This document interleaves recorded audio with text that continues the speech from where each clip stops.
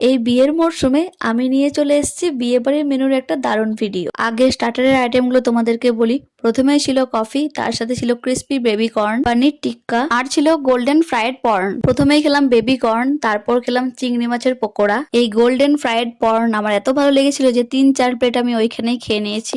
এর সাথে ছিল মকটেল, ফুচকা আর জিলিপির স্টল। তো এখন আমরা চলে আসি মেন কোর্সে। প্রথমেই আমাদেরকে একটা করে ব্যাগ দেয়, তার মধ্যে ছিল একটা করে ফল, পান আর মেনু কার্ড।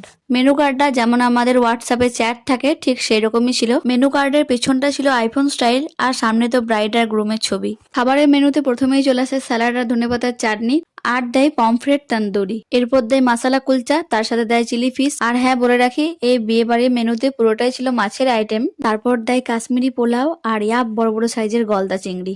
এমনিতেই আমার মাংসের চেয়ে মাছ প্রিয়, তার সাথে যদি থাকে এত সুন্দর সুন্দর মাছের আইটেম তাহলে আর কোথায় যাই বলো। শেষ পাতে চাটনি, পাঁপড়, মিষ্টি আর আইসক্রিম দিয়ে আজকের মেনু শেষ করলাম।